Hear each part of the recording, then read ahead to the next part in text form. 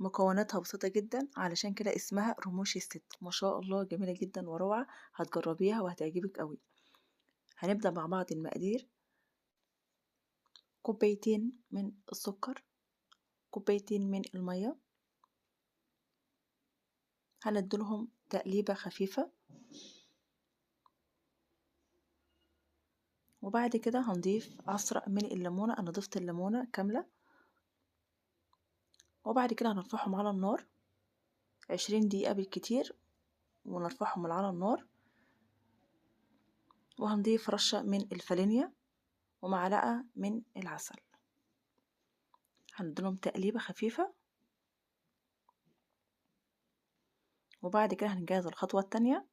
هتجيبي بيضة و3 معالق من السكر ورشة من الفانيليا و3 معالق من جوز الهند، وبعد كده هنقلبهم مع بعض.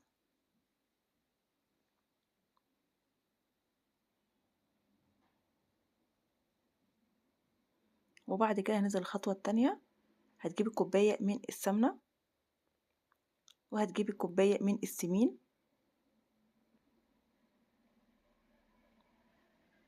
و3 كوبايات من الدقيق. أهم حاجة يكون الدقيق منخول كويس. هنعجنهم عجنة خفيفة، وهنضيف 3 معالق من النشا ورشة من بيكنج باودر.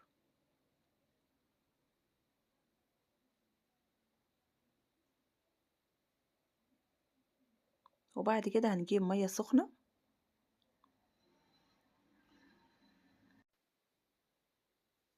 خدت مني كوباية من المية. طبعا بيختلف حسب الدقيق. عاوزين العجينة تكون طرية، ما تكونش العجينة ناشفة. طبعا من غير اي انتظار ومن غير طبعا ما تخمر ولا اي حاجة، هتجيبي صينية زي دي كده، وهتجيبي ورقة من الزبدة هنضيفها كده في الصينية. من غير اي انتظار هنصبع كده العجينة على ايدينا كده. هنعملها نفس يعني رموش الست كده، هنصبعها كده بالراحة كده بايدينا. واهم حاجة تظبطي الشكل عشان يطلع معاكي نفس الشكل اللي هو طلع معاكي في اول الفيديو زي ما انت شايفة. هعمل معاك كمان واحدة. ما شاء الله جميلة جدا، مكوناتها بسيطة ومش مكلفة. نجيب بيضاية، وهنجيب نص معلقة من الخل عشان ريحة زفرة البيض.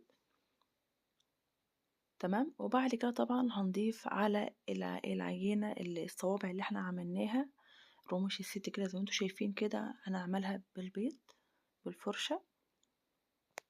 طبعا تكوني مجهزة طبعا الفرن بتاعك على 180، هتدخليها على طول. وبعد كده طبعا هتمسكي الشوكة، هتفضلي كده تعملي حروف كده من فوق كده زي ما انت شايفة، عشان يطلع معاكي الشكل اللي طلع معاكي في الأول زي ما انت شايفة كده. وبعد كده طبعا هنضيفها في الفرن على طول على 180.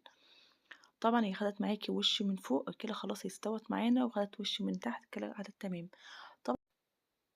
طبعا من غير اي انتظار يكون الشربات بارد، ويكون التحلية سخنة. تضيفي الشربات على التحلية على طول علشان طبعا تاخد من الشربات اللي احنا ضفناه.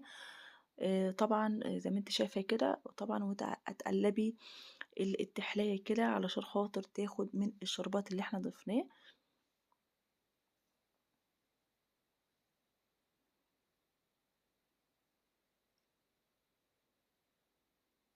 ما شاء الله جميلة جدا، روعة.